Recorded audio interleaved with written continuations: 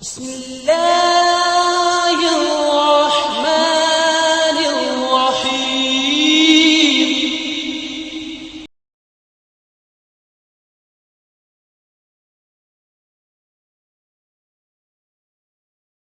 إن الحمد لله نحمده ونستعينه ونستغفره ونؤمن به ونتوكل عليه ونعوذ بالله من شرور أنفسنا ومن سيئات أعمالنا من يهده الله فلا مضل له ومن يضلل فلا هادي له وأشهد أن لا إله إلا الله وحده لا شريك له وأشهد أن محمدا عبده ورسوله أرسله بالحق بشيرا ونذيرا وداعيا إلى الله بإذنه وسراجا منيرا من يطع الله ورسوله فقد رشد ومن يعص الله ورسوله فإنه لا يضر إلا نفسه ولا يضر الله شيئا أما بعد فأعوذ بالله من الشيطان الرجيم بسم الله الرحمن الرحيم والذين إذا أنفقوا لم يسرفوا ولم يقتروا وكان بين ذلك قواما والذين لا يدعون مع الله إلها آخر ولا يقتلون النفس التي حرم الله إلا بالحق ولا يزنون ومن يفعل ذلك يلقى أثاما عن أبي بكر رضي الله تعالى عنه قال رسول الله صلى الله عليه وسلم ألا أنبئكم بأكبر الكبائر ثلاثا قلنا بلى قال الإشراك بالله وعقوق الوالدين وكان متكئا فجلس فقال ألا وقول الزور ألا وشهادة الزور فما زال يكررها حتى قلنا ليته سكت متفق عليه আলহামদুলিল্লাহ সমস্ত প্রশংসা যাবতীয় গুণগান মহান আল্লাহ সুবহানাহু ওয়া তাআলার জন্য যার অপার অনুগ্রহে এবং অশেষ মেহেরবানিতে আজকে আমরা জামে মসজিদে সঠিক সময়ে সমবেত হতে পেরেছি সে রব্বুল আলামিনের শুকরিয়া জানাই আলহামদুলিল্লাহ অসংখ্য অগণিত সালাম বর্ষিত আমাদের প্রিয় নবী মুহাম্মদ রাসূলুল্লাহ সাল্লাল্লাহু আলাইহি ওয়াসাল্লামের প্রতি সমবেত সম্মানিত মুসলিমবৃন্দ গত জুমায় আমরা একটি বিষয় নিয়ে আলোচনা করছিলাম ইবাদুর রহমান বা সিফাত ও ইবাদুর রহমান রহমানের পাঁচটি বান্দাদের বৈশিষ্ট্যাবলী গুণাবলী এই যে আলামত থাকলে লক্ষণ পাওয়া গেলে বৈশিষ্ট্য পাওয়া গেলে একজন মানুষ আল্লাহর বান্দা বলে পরিচয় পাবে একজন মানুষ আল্লাহর বান্দা হিসেবে বিবেচিত হবে এই বিষয়গুলো নিয়ে আমরা আলোচনা করেছিলাম। তো গত জুমায় আমরা মোটামুটি চারটি বৈশিষ্ট্যের কথা বলেছিলাম। তার প্রথম নাম্বার ছিল তারা অহংকার করবে না, দুই নাম্বার হচ্ছে যারা জাহেল মূর্খ তাদের সাথে অযথা তর্কে লিপ্ত হবে না, তিন নাম্বার বৈশিষ্ট্য ছিল তারা রাত্রি জেগে জেগে ইবাদত বন্দেগীও করবে, চার নম্বর বৈশিষ্ট্য ছিল তারা জাহান্নামের আযাব এবং শাস্তি হতে আল্লাহর কাছে পানাহ চাইবেন, মুক্তি চাইতে থাকবেন। পঞ্চম নাম্বার বৈশিষ্ট্য হচ্ছে আল্লাহ বলছেন ওয়াল্লাযীনা ইযা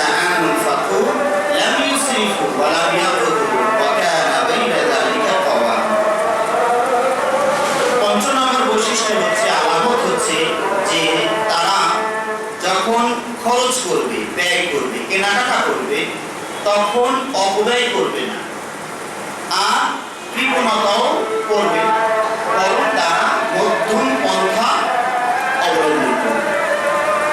তাহলে এটি একটি গুরুত্বপূর্ণ আলামত।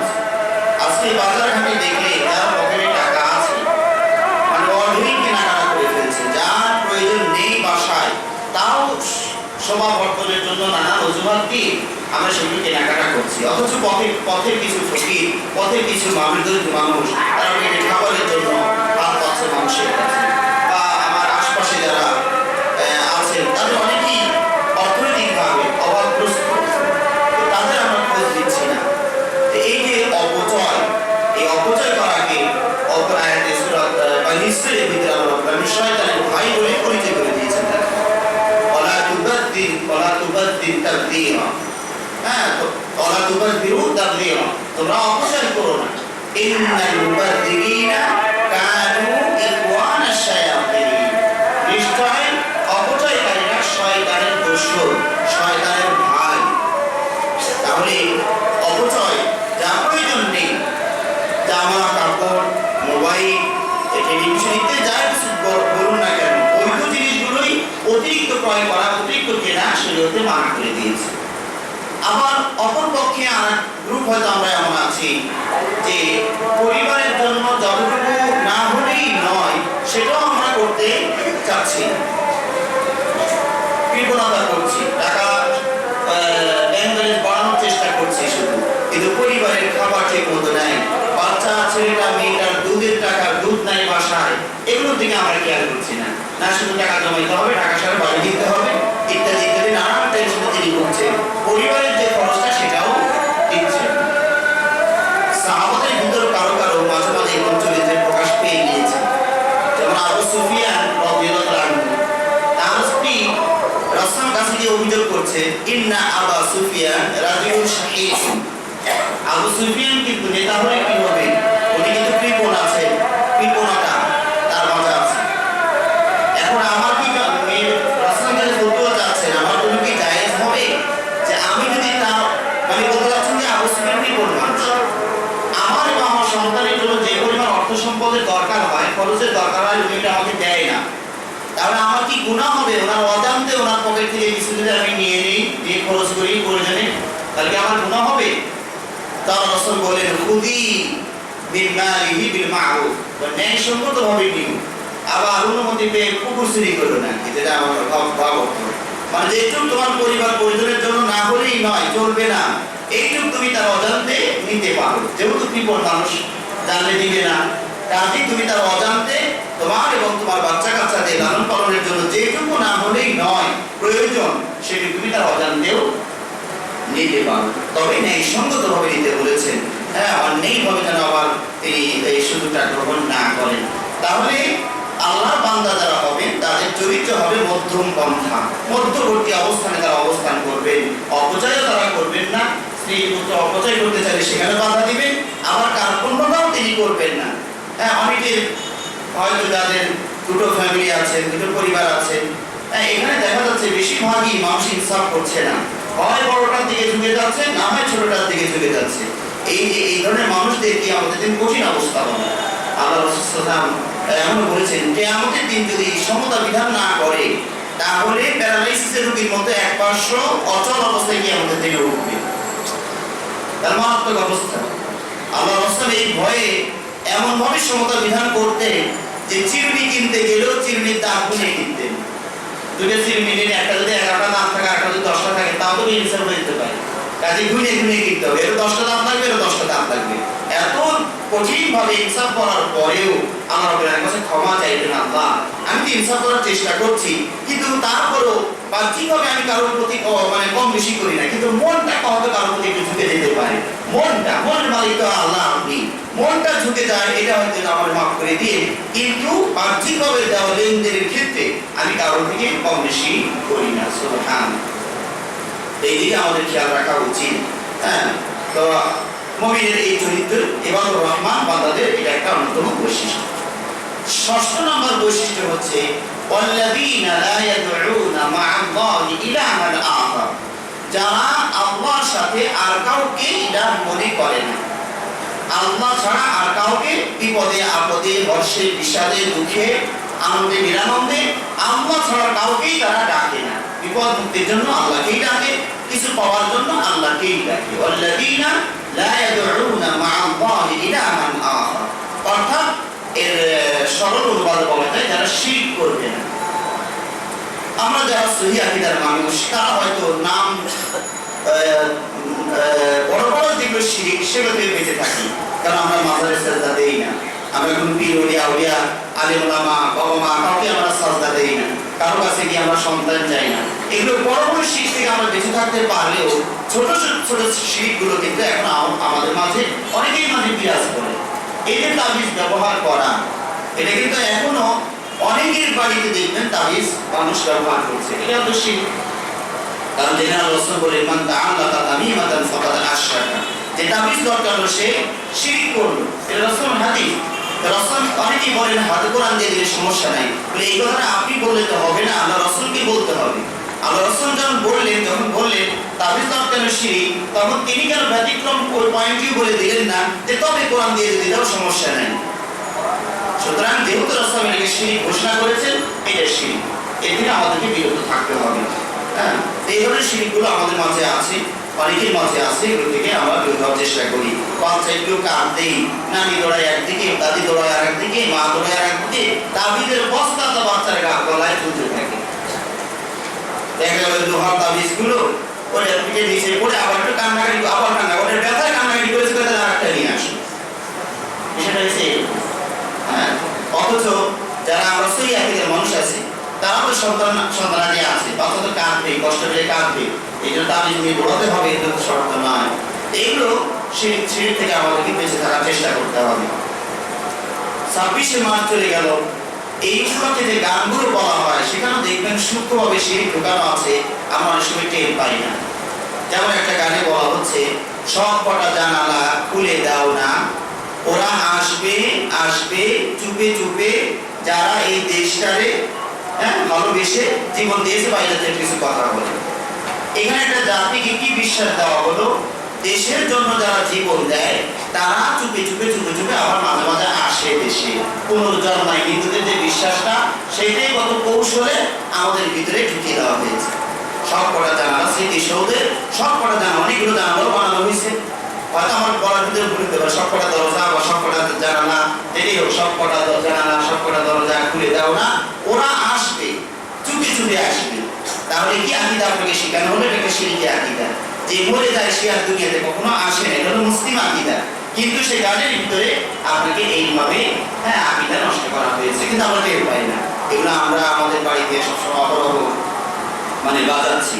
হ্যাঁ, তো একই গান কবিতা অন্যরা বললে সেটা হয়তো সন্ত্রাসী বা জঙ্গি হয়ে যাবে, কিন্তু দেশের নাম দিয়ে গাইলে ওটার সমস্যা অনেক সময় হয় না। যেমন ধরুন আরেকটা গান বাজাচ্ছে যে এক সাগর রক্তের বিনিময় বাংলার স্বাধীনতা আনলো যারা। এই যে এক, তাহলে বোঝা যাচ্ছে যে একটা দেশের স্বাধীনতা নিতে গিয়ে বুঝলাম কথাটার ভিতরে অতিরঞ্জন আছে, কিন্তু এক সাগর রক্ত দিতে হয়েছে তার ভাষায়। তাহলে একটা দেশের স্বাধীনতা অর্জনের জন্য যদি এক সাগর রক্ত দেওয়ার প্রয়োজন হয়, যে ইসলাম কায়েমের জন্য কয় সাগর লাগবে? তাহলে এখন ওইটা যদি কেউ করে তাহলে ওরা জঙ্গি, ওরা হয়ে যাবে জঙ্গি। আর আমরা যেটা বললাম আমরা প্রশংসা পেলাম। আরেকটি গানে বলা হচ্ছে, একটি ফুলকে বাঁচাবো বলে মোরা যুদ্ধ করি, একটি ফুলকে বাঁচাবো বলে মোরা অস্ত্র ধরি। তাহলে এই যে অস্ত্র ধরা, এটা এখন আমি প্রশংসা পাচ্ছি। একটা ফুল বুঝলাম, এটা দ্বারা আপনি দেশকে বুঝিয়েছেন, কারণ একটা ফুলের জন্য কেউ যুদ্ধ করে না, তাহলে বোকা বলা হবে তাকে। কারণ এখানে একটা ফুল দ্বারা একটা ফুলকে বাঁচানোর জন্য যুদ্ধ করি, একটা ফুলকে বাঁচাবো বলে আমরা অস্ত্র ধরি। তাহলে একটা দেশের স্বাধীনতা বা রক্ষার জন্য যদি অস্ত্র ধরা হয়, এটা জঙ্গিবাদী হয় না। কিন্তু পাকিস্তানের কাছে কিন্তু এটা জঙ্গিবাদ ছিল। যারা মুক্তিযোদ্ধা আমরা নাম দিচ্ছি, তারা যদি পাকিস্তানে আবার কখন আল্লাহ না করে, যদি কখনো দেশের উপর তার আবার কর্তৃত্ব প্রতিষ্ঠা করে, তাহলে মুক্তিযোদ্ধারা সবাই ফাঁসি কাটতে ঝুলবে তখন, কারণ তার দৃষ্টিতে তারা অপরাধী। এই জন্য ডক্টর জাকির নায়েক একটা কথা বলেছিলেন, যে একই কাজের কাজ করে মানুষ দুটো ডিগ্রি পায়, তাও বিপরীতমুখী ডিগ্রি পায়, টাইটেল পায়। তিনি নেলসন ম্যান্ডেলা মনে হয় ওনার নামও বলেছিলেন যে উনি যে কাজটি করলেন এতে করে জাতির কাছে তিনি বীর উপাধি পেলেন, আর ফ্রান্সের কাছে তিনি বিশ্ববিখ্যাত সন্ত্রাসী উপাধি পেলেন। কাজ কিন্তু একটাই ছিল, লেভেল পড়লো দুটা। তা আমাদের মুক্তিযুদ্ধের বিষয়ে ওই রকমই পাকিস্তানের কাছে এরা সবচেয়ে বড় সন্ত্রাসী, তারা আমার কাছে দেশটা ছিনিয়ে নিয়ে চলে গেল সন্ত্রাসী, আর আমরা যারা স্বাধীনতা পেয়ে গেলাম আমাদের কাছে তারা বীরত্বের মান পেয়ে গেল। কাজ কিন্তু একটাই, হ্যাঁ একটাই, তো একটাই কাজ করে দুরকম মান পেয়ে গেল। তো যেটা আমরা বলতে চাচ্ছিলাম যে এই যে অস্ত্র ধরার কথা আমাদের গানে আমরা বাজাচ্ছি, তো এখন যদি কেউ বলে যে ইসলামকে কায়েম করতে হলো তো তাহলে অস্ত্র ধরতে হবে, কারণ একটা ফুলকে বাঁচাবো বলে মোরা অস্ত্র ধরি, একটা ফুলকে বাঁচাবো বলে মোরা যুদ্ধ করি, এই যদি গান হয় তাহলে ইসলামের নাম দিয়ে যদি কেউ করে তাহলে ওটা কি হয়? জঙ্গি হয়, ওটা সন্ত্রাসী হয়। কথাগুলো একই কথা, আপনার পক্ষে যখন যাচ্ছে তখন এটা ভালো, আর আপনার বিপক্ষে যখন যাচ্ছে তখন এটা মন্দ। বিষয়গুলোর ভিতরে আমাদের খেয়াল করা উচিত।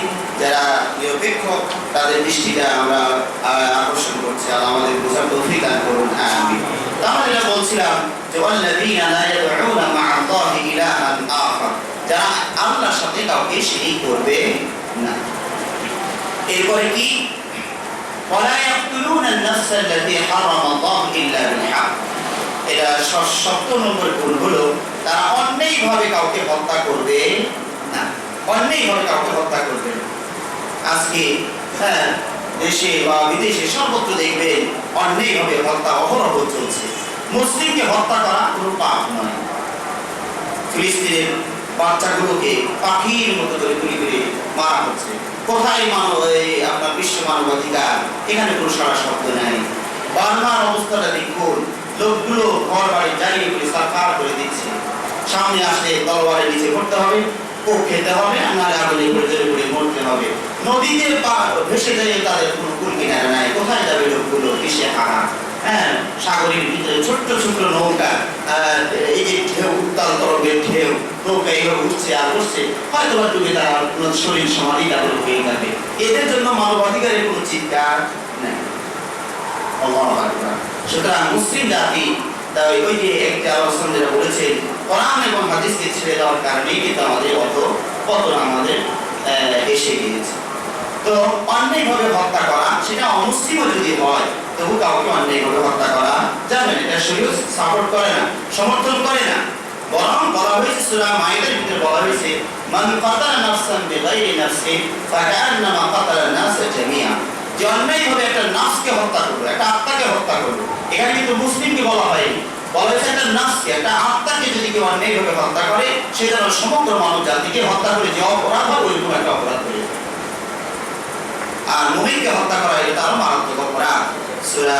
অপরাধটি সূরা আল-আরাফে বলছেন ওমাইয়াকুল মুমিনা মুতাআম্মিদান ফাজাযাউহু জাহান্নাম, যে মুমিনকে অন্যায়ভাবে হত্যা করবে তার ঠিকানা জাহান্নাম, খালিদান ফিহা, সেখানে সে চিরদিন থাকবে। অগাযিবাল্লাহু আলাইহি, তার উপর আল্লাহ রাগ, ওয়া লাআনাহু, তার উপর আল্লাহর অভিশাপ, ওয়া আ'আদ্দা লাহু আযাবান আযীমা, এর জন্য আরো মারাত্মক কঠিন শাস্তি আল্লাহ প্রস্তুত করে রেখেছেন। চারটি শাস্তি কঠিন মারাত্মক বলার পরও আল্লাহ বলছেন যে যেটা বললাম এটা তো আছেই, এরপরেও আরো মারাত্মক শাস্তি তার জন্য প্রস্তুত করে রাখা হয়েছে। সুতরাং সামান্য দুনিয়ার কিছু লেনদেনের ব্যাপারে, পাওনা দেওয়ার ব্যাপারে, পদলোভের নেশায় নিজের দলকেও মানুষ খুন করতে ইতস্তত বোধ করছে না। ইন্না লিল্লাহি ওয়া ইন্না ইলাইহি রাজিউন। এই চরিত্র থেকে আমাদেরকে বেরিয়ে আসতে হবে। এটা রহমানের বান্দাদের চরিত্র নয়। ৮ম নম্বর গুণে বলা হয়েছে ওয়ালা ইয়াজনুন, রহমানের বান্দা যারা হবে তারা জিনা করবে না, ব্যভিচার করবে না। আজকে বর্তমান বিশ্বে অবস্থা অত্যন্ত নাজুক, অত্যন্ত করুণ, যেটা আপনারা অহরহ পত্র পত্রিকায় এর মাধ্যমে জানতে পারছেন। বিশেষ করে প্রচার মাধ্যম এবং টেলিভিশন, ভিসিআর, এরপরে আপনার ইন্টারনেট, ওয়েবসাইট ইত্যাদির মাধ্যমে পুরো চরিত্রটাকে মানুষের কি করে দেওয়া হচ্ছে, নষ্ট করে দেওয়া হচ্ছে। এখানে নাটকগুলোর মাধ্যম দিয়ে দ্বিতীয় বিয়েটাকে এত কুৎসিত করে বর্ণনা তুলে ধরা হচ্ছে যে ধর্ম মানে এর বাইরে, মানে প্রকাশের বাইরে। অথচ ওই নাটকেই দেখা যাচ্ছে যে পরকীয়টাকে এত সুন্দর মানে মায়া দিয়ে, দয়া দিয়ে উপস্থাপন করা হচ্ছে যে এটাই যেন আসল। আজকে চরিত্র অত্যন্ত নাজুক অবস্থায় আছে। আমি এলাকাতে গিয়ে খবর নিয়ে দেখছি যুব সমাজ বিশেষ করে ক্ষতিগ্রস্ত হচ্ছে। বিয়ের আগেই অবাধ চর্চা এতে যুবকদের প্রতি বিশেষভাবে তার শারীরিকভাবে মানসিকভাবে প্রভাব ফেলছে, যার কারণে বিভিন্ন জায়গায় শোনা যাচ্ছে বিয়ে হয়েছে, বিয়ে থাকছে না, চলে আসছে, তালাক হয়ে যাচ্ছে। কেন? ছেলের কিছু নাই। তার মানে কি কিছু নাই বলতে কিছু বিশেষ অর্থ ব্যবহার করা হয়েছে। ধন সম্পদ সবই তো আছে, কিন্তু আরেকটা জিনিস যেটা থাকার কথা ছিল সেটা নাই। এখন মানুষ আমাকে একজন বলছে যে মানুষ এখন সারের বিষয় খায়, তো সারের বস্তু খায়, এইগুলো ওগুলো নাই। সারের বস্তু খায় ওই খায় না, আরো মানুষগুলো খায়। বাংলাদেশে সারের মধ্যে সব বুঝলাম ওর একটা ক্ষতি আছে, কিন্তু আসলে ক্ষতি এই কারণে যা হয়েছে না হয়েছে তার চেয়ে বেশি হলো বিয়ের আগে যে অবাধ চর্চাটা, সেটা যে কোনো পন্থায় একটা যুবক যদি নিজের মূল্যবান সম্পদটাকে খরণ করে, নষ্ট করে, তাহলে দেখা যাবে সেই পরবর্তীতে ক্ষতিগ্রস্ত হয়ে যাচ্ছে। সুতরাং এই বিষয়গুলো আমাদের যুবক ভাইদের দেশে আকর্ষণ করছি, বিরত হতে হবে।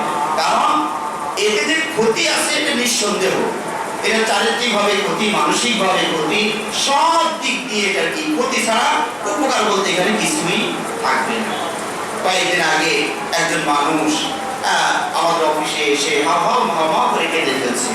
তার মানে তার ওই জীব যখন সে করেছে পাপটা, তখন সে হয়তো আনন্দ পেয়েছে, কিন্তু যখন একটু বার্ধক্যের ছোঁয়া তার গায়ে লেগে যাচ্ছে, তখনই সে বুঝতে পেরেছে আমি যা করেছি তা কত অন্যায় হয়েছে। এখন আমার তওবা কি করলে হবে, আমি কি করলে মাপ পাবো? মানুষ শুধু এগুলো ফতুয়া জানতে চাচ্ছে। গতকাল আমাকে একজন টেলিফোনে বলছে আমার তো বিয়ের আগেই একটা বিয়ের সাথে আমার সম্পর্ক হয়ে গেছে, এখন আমার কি করা যায়, আমি এখন কিভাবে মাপ পাবো? এখন সে মাপ করতেছে। তাহলে দেখা যাচ্ছে কি মানুষ বোঝে, কিন্তু সময়ে বোঝে না, অসময়ে গিয়া বোঝে। এইগুলো থেকে আমাদের সাবধান হতে হবে। মোবাইলের যথেচ্ছা ব্যবহার আরো সর্বনাশ করে দিল। মোবাইলের ব্যবহার এটা আরো সর্বনাশ করে দিয়েছে। এইগুলো নিয়ন্ত্রণে আনার চেষ্টা করতে হবে। আল্লাহ আমাদের তৌফিক দান করুন, আমিন। মুসলিম সমাজটা হবে এরকম নিষ্কণ্ঠ, মানে নিষ্কলুষ, এখানে চারিত্রিক যেন সমস্যা এখানে না থাকে। শুধুমাত্র এই একটি পাপকে দমন করার জন্য যেন সমাজে না ঘটে, ইসলাম প্রায় 25টারও বেশি পন্থা অবলম্বন করেছে, তবু যেন এই পাপটি না ঘটে। সুবহানাল্লাহ। এই জন্য ডাক্তার জাকির নাইকেও যখন জিজ্ঞেস করা হলো যে সব ধর্মই তো ভালো কথা বলে, কোনো ধর্ম চুরি করতে বলে না, কোনো ধর্ম ডাকাতি করতে বলে না, কোনো ধর্ম জেনা করতে বলে না, সব ধর্মই ভালো কথাই বলে, তো আপনি ইসলামকে এত উপরে রাখার চেষ্টা করেন কেন? তখন তার উত্তরে তিনি বলেছিলেন যে সব আপনার কথা ঠিক আছে, বেশিরভাগ ধর্মই তারা ভালো কথাই বলে, কিন্তু একমাত্র ইসলামী এখানে ব্যতিক্রম যে ভালো কথা বলার পরে ওই ভালো কাজগুলো করার সংখ্যাগুলো একমাত্র ইসলামী বলে, খারাপ কাজ থেকে বিরত থাকতে বলে সব ধর্ম। ইসলামী এখানে ব্যতিক্রম, ওই পাপগুলো থেকে বিরত থাকার পন্থাগুলো কি হতে পারে সেটা ইসলামী একমাত্র বলে, অন্য কোনো ধর্ম এটা বলে। ইসলাম শুধুমাত্র এই ব্যভিচার, আবার যৌনাচার, এইটাকে রোধ করার জন্য 25টার মতো পয়েন্ট দিয়েছে। কোন সময় আমরা সুযোগ পেলে সেই পয়েন্টগুলো একটা একটা করে আমাদের সামনে তুলে ধরার চেষ্টা করবো ইনশাআল্লাহ। তো আল্লাহ রাব্বুল আলামিন এই মুমিনদের রহমানদের গুণ বর্ণনা করতে গিয়ে এখানে 7টি গুণের কথা বলেন, আরো এখানে সামনে আরো কয়েকটি গুণের কথা আল্লাহ রাব্বুল আলামিন বলেছেন। এখানে বলছেন যে গুণাগুলো করলো, যে পাপগুলো করলো সে মারাত্মক অপরাধী ইউযাআফ লাহুল আযাবু ইয়াওমাল কিয়ামাতি ওয়া ইয়াখুলু ফীহি মুহানা, তার আযাব হবে দ্বিগুণ। যারা এই ধরনের অপকর্মের সাথে জড়িত হবে তাদের আযাব হবে দ্বিগুণ। ওয়া ইয়াখুলু ফীহি মুহানা, এবং এই আযাবের ভিতরে তারা লাঞ্ছিত অবস্থায় অবস্থান করবে, অপমান করা অবস্থা তারা হয়ে যাবে। তবে এখানে একটা আশার বাণী আল্লাহ রাব্বুল আলামিন আমাদেরকে শোনাচ্ছেন, ইল্লা মান তাব ওয়া আমানা ওয়া আমিলা আমালান সালিহা ফাউলাইকা ইউবাদদিলুল্লাহু সাইয়্যাতিহিম হাসানাত। সুবহানাল্লাহ। আল্লাহ রাব্বুল আলামিন বলছেন যে তবে যারা তওবা করবে। তওবা মানে কি? ওই সুদ নিয়ে আস্তাগফিরুল্লাহ ভুলে গিয়ে তাকে মাফ চাইতে আছে, পরেরটা আসলে আবার দেন, আবার আস্তাগফিরুল্লাহ, এটা প্রহসনের আস্তাগফিরুল্লাহ, ছলনার আস্তাগফিরুল্লাহ। এই জন্য ওই যে আমরা হাসান বাসরী রাহিমাহুল্লাহর একটা কথা আমরা শুনিয়েছি যে উনি বলেছেন ইস্তেগফারুনা ইহতাজু ইলা ইস্তেগফার, বলছে আমাদের ইস্তেগফারটাও একটা গুনাহ, ওইটা আমাদের জন্য আরেকটা ইস্তেগফার লাগবে।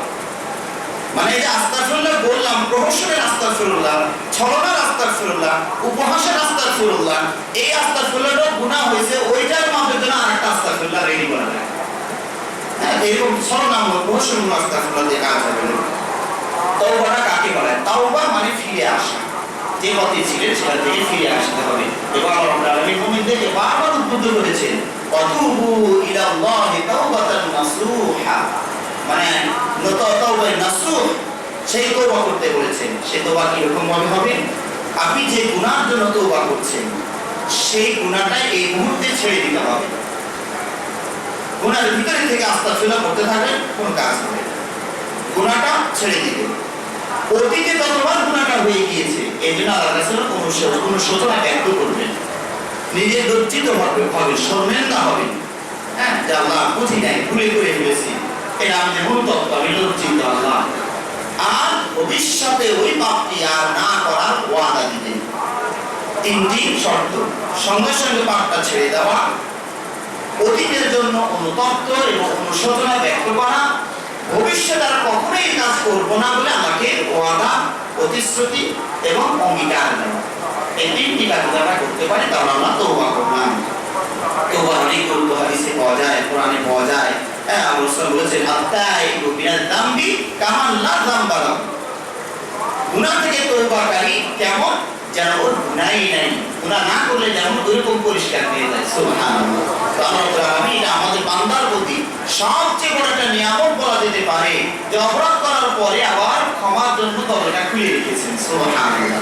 যদি বলতেন অপরাধ করেছো, কোনো কথা নাই, পরিষ্কার, বান্দা আমার বান্দা থেকে তোমাকে পরিষ্কার করে দিলাম, তাহলে তো বিপদ ছিল, আর কারো কাছে তো যাওয়ার উপায় আমাদের ছিল না। আল্লাহ রাব্বুল আলামিন আমাদের প্রতি অত্যন্ত দয়াশীল হয়ে তওবার দরজাটা খোলা রেখেছেন। কতক্ষণ পর্যন্ত? পশ্চিম দিকে সূর্য না ওঠা পর্যন্ত। আল্লাহু আকবার, বিশাল সুযোগ আল্লাহ আমাদেরকে দিয়ে রেখেছেন। এই জন্য আমাদেরকে তওবা করা উচিত। তওবা করলে যে কোনো গুনাহ আপনার মাফ হয়ে যেতে পারে, শিরক গুনাহ মাফ হয়ে যেতে পারে। আপনারা জানেন সাহাবারা সবাই প্রায় মুশরিক ছিলেন, সবাই মূর্তি পূজার সাথে জড়িত ছিলেন। শুধুমাত্র ওই কয়েকজন সাহাবা বাদে যারা মনে করেন ইসলামের যুগে তাদের জন্ম হয়ে রাসূলকে দেখতে পেয়েছেন, এই কয়েকজন সাহাবা বাদে সকল সাহাবাই কিন্তু শিরকের মাঝে হাবুডুবু খাচ্ছিলেন। তো ইসলামের কারণে, তওবার কারণে আল্লাহ তাদেরকে মাফ করে দিয়ে অনেকেই জান্নাতের সার্টিফিকেট দুনিয়া থেকে নিয়ে গিয়েছেন। সুবহানাল্লাহ। তাহলে শিরক গুনাহ তওবা করে কি হতে পারে? মাফ হতে পারে। এছাড়া হত্যা নামক অপরাধ যদি আল্লাহ না করেন, কারো কখনো হয়ে গিয়ে থাকে, তাহলে তারও সুযোগ আছে, তিনিও তওবা করতে পারেন। আপনারা জানেন ওই যে 99 জন মানুষকে হত্যা করেছে, বুখারীর বর্ণনা। এরপরে এক আবেদের কাছে গেল, তিনি বললেন, সর্বনাশ, এতগুলো মানুষকে তুমি হত্যা করছো, ক্ষমাই নাই, এ তাদের জ্ঞান ছিল না, ও তো একটা দিয়ে দিয়েছে। হ্যাঁ, তো রাগ হয়ে গেছে, ক্ষমা যেহেতু নাই, তো বেজোর রেখে লাভ নাই, জোড়াটা মিলিয়ে দিই, তো ওকে তরল রেখে ওটাকে শেষ করে দিয়েছে। 100টা পূর্ণ হয়েছে। তারপরে মনের ভিতরে তার যন্ত্রণা, কল্পনা আর যে করছে, আমাকে কোনো ক্ষমাই নেই, এতটা একটা অপরাধ করে আমার কোনো মাফ নাই। একটা আলেমের কাছে গেলে বলছে, আল্লাহ যদি মাফ করে ঠেকানোর কেউ নাই। কত সুন্দর কথা বলেন, আল্লাহ যদি মাফ করে ঠেকানোর কেউ নেই। কাজে তুমি এক কাজ করো, তুমি যে এলাকায় থাকো, এই এলাকাটা পাপের এলাকা, এই এলাকায় থাকলে তোমার চলবে না, এখান থেকে চলে গিয়ে একটা ভালো এলাকায় তোমাকে যেতে হবে। তাহলে এখানে একটা পয়েন্ট পাওয়া যাচ্ছে, গুনাহ মাফের জন্য প্রয়োজন হলে এলাকা ছেড়ে দিতে হবে। তবে এক এলাকা দেখবেন মজার এলাকা, একটা আলোচনা করতে গেছি, ওয়াজ করতে, নরসিংদীর আমার এসব বলছে, হুজুর এলাকায় মদ আর মদের ছড়াছড়ি, আমি ভাবলাম যে তার এই বিষয়ে কথা বলা দরকার। তার হাসপাতালে ইমাম দিয়ে গেছে, তারা এই পয়েন্টে বলবে। এখন আলোচনা শুরু করেছি, পাশ থেকে সভাপতি এরা খালি কানাকানি করে যে আমরা আবার বলে, হুজুর এই আলোচনা করি তো কেউ থাকবে না, যে কটা বসে সবই তো গুরু, এই আলোচনা করে তো থাকবে না, আপনি একটু মেরাজের ওয়াজ লাগান। আমি বললাম, মেরাজের ওয়াজে গেলে তো মদের কথা আসবে, রাসূলকে মদ দিল, দুধ দিল, মদ খেলেন না, আবার তো বেদল লাগবে। তা আমরা তখন আশ্চর্য হলাম যে তাহলে ওয়াজটা কিসের জন্য? এই লোকগুলো তো অপরাধী, বুঝলাম, আমার অপরাধীটা আমার সামনে বসবে, ওদেরকে সংশোধনের জন্যই তো কোরআন হাদিস আমরা শোনাবো, যাতে করে দিল ঈমান মজবুত হয়। ওই না, এটা শোনাইলে এরা কেউ থাকবে না, উঠে চলে যাবে, তাহলে ওয়াজ করে আল্লাহ। মানে এমন একটা সমাজের অবস্থা তৈরি হয়ে গেছে। তো আল্লাহ যদি মাফ করে, এটা কেউ ঠেকাতে পারবে না। তাহলে ওই 100 জন করে কেউ কি করেছে, মাফ করে দিয়েছে। এখন যে মদের এলাকায় আপনি থাকেন, ছেলে মেয়ে এখানে বসবাস করছে, আপনি আশঙ্কা করছেন আমার ছেলেটা হয়তো এইদিকে চলে যেতে পারে, এলাকায় অভিভাবে এগুলো চলছে, তাহলে আপনার দায়িত্ব হচ্ছে ওই এলাকা ছেড়ে দিয়ে একটু ভালো জায়গায় খোঁজার চেষ্টা করতে, কোন এলাকায় এগুলি একবার ওপেন ভাবে চলে না, ওই লাইনে এসে বাড়ি ঘর করার চেষ্টা করি। তো আল্লাহ রাব্বুল আলামিন তাকে ক্ষমা করে দিলেন এবং কত কৌশলী লোকটাকে বাঁচানোর চেষ্টা করলেন। আল্লাহ তার তো কত খুশি হয়েছিলেন। যেহেতু ঘটনাটা একাধিকবার বলেছি, এর আজকে শর্ট করে বলে দেওয়ার চেষ্টা করছি। তো আল্লাহ রাব্বুল আলামিন এবং তওবা করার কারণে আল্লাহ রাব্বুল আলামিন তাকে হত্যা নামক অপরাধ কি করলেন, ক্ষমা করে দিলেন। আবার ব্যভিচারও আল্লাহ না করেন, তারও যদি কখনো শয়তানের অস্ত্রসায় প্রয়োজনে করে হয়ে গিয়ে থাকে, তবু তারও সুযোগ আছে, তিনি কি করতে পারেন, আল্লাহ কাছে তওবা করতে পারেন। আপনারা জানেন যে একজন খারাপ মেয়েও একটা কুকুরকে কষ্ট করে পানি পান করার কারণে, কুকুরটার জীবন বাঁচিয়ে দেওয়ার কারণে আমরা তার প্রতি খুশি মাফ করে দিয়েছি। সুবহানাল্লাহ। তো যাদের কখনো কোনো ধরনের পাপ কাজ হয়ে গিয়েছে, আমরা ওগুলো তওবা করি। তওবা মানে ঠিক ওই যে তিনটা শর্ত খেয়াল রাখতে হবে। তওবাও করি, সাথে সাথে যা ভালো কাজ আছে সেগুলো আমরা করার চেষ্টা করি। আল্লাহ রাব্বুল আলামিন আমাদেরকে তৌফিক দান করুন, আমিন। এই হচ্ছে মোটামুটি কয়েকটি গুণ। এরপরে আরো কয়েকটি করে কথা এখানে উল্লেখ করা হয়েছে। আমি আসলে এই সামনের ঘড়িটার দিকে খেয়াল করছি, আর ঘড়িটা মনে হয় বন্ধ হয়ে গিয়েছে। হ্যাঁ, যার কারণে আমি দেখছি যে 40টা নড়ে না। অনেকক্ষণ ধরে আলোচনা করার পরে 40 কিন্তু নড়ছে না। তখন সাইডের দিকে তাকিয়ে দেখছি, এখানে দেখি 50 পার হয়ে গিয়েছে। তা আসলে যাই হোক, আল্লাহ ভাই এই উসিলাতেই কথাগুলো আপনাদেরকে শোনাতে চেয়েছিলেন। আমার কিন্তু টার্গেট এখন আমি মোটামুটি সেটা নিয়েছি 45 আমি পার করবো না, কারণ বেশি বলে লাভ নাই, অল্প বলে। কারণ একটা হাদিস পড়ে আমার মনের ভিতরে ভয় এসে গেছে। আর রাসূল বলেছেন, বিজ্ঞ খতিব হচ্ছে সেই ব্যক্তি যার খুতবা শর্ট হবে, সালাতটা লম্বা হবে। এখন আমরা এখন দেখি যে খুতবাই আমাদের বেশি লম্বা হয়ে যাচ্ছে কিনা, এটা একটা ভয় মনের ভিতরে ঢুকেছে। যদিও আল্লাহ রাসূল আরবিতে বলে যেতেন, আরবি অল্প কথায় অনেক কিছু প্রকাশ করা যায়। এখন আমরা আরবিটা বলে আবার বাংলাটাও শুনাইতে হয়। তো আল্লাহ রাসূল যদি 10 মিনিট খুতবা লাগে, আমার 20 মিনিট এমনি লাগবে, কারণ বাংলাটার পর আবার আরবি বলতে হবে। আর আরবি এত অল্প কথা প্রকাশ করা যায়, যেমন ধরুন ফাআলা, এই শব্দটা মানে কি বাংলা বলি, সে একজন পুরুষ অতীতকালে করেছে, বুঝছে? আর আরবিতে ফাআলা মানে হয়ে গেছে কাজকে। আর বাংলা বলতে গেলে সে একজন পুরুষ অতীতকালে কাজটি করিয়াছে, এটা তো বাংলা ফাআলা। তো এই জন্য আমাদের খুব একটু লম্বা হয়ে যায়, এই জন্য আল্লাহ আমাদেরকে ক্ষমা করে দিন, আমিন। তো যে চরিত্র এবং বৈশিষ্ট্যের কথাগুলো আমরা আজকে করলাম, সেই বৈশিষ্ট্য মন্ডিত হয়ে রহমান বান্দার সার্টিফিকেট পাওয়ার যোগ্যতা আল্লাহ আমাদের মাঝে দিয়ে দিন, আমিন। ওয়া আখিরু দাওয়ানা আলহামদুলিল্লাহি রাব্বিল আলামিন।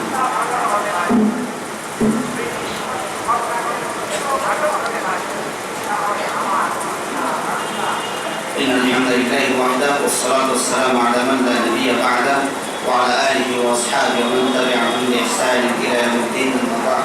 فإن خير الحديث كتاب الله وخير الهدي هدي محمد صلى الله عليه وسلم وشر الأمور محدثاتها وكل محدثة بدعة وكل بدعة ضلالة وكل ضلالة في النار. عباد الله رحمكم الله، إن الله يأمركم بأمر بدأ بنفسه فقال في محكم تنزيله، إن الله ملائكته يصلون على النبي يا أيها الذين آمنوا صلوا عليه وسلموا تسليما. اللهم صل على محمد وعلى آل محمد كما صليت على إبراهيم وعلى آل إبراهيم إنك حميد مجيد. اللهم بارك على محمد وعلى آل محمد كما باركت على إبراهيم وعلى آل إبراهيم إنك حميد مجيد. اللهم ارض عن الخلفاء الراشدين، اللهم ارض عن الخلفاء الراشدين أبي بكر وعمر وعثمان وعلي وسائر أصحاب نبيك الكريم. اللهم أعز الإسلام والمسلمين، اللهم أعز الإسلام والمسلمين، واخذل الكفرة الفجرة واليهود والمشركين. اللهم دمر ديارهم وشتت شملهم ومزق جمعهم. اللهم انصرنا فإنك خير الناصرين. أذهب البأس رب الناس واشف أنت الشافي لا شفاء إلا شفاءك شفاء لا يغادر سقما. سبحان ربك رب العزة عما يصفون وسلام على المرسلين والحمد لله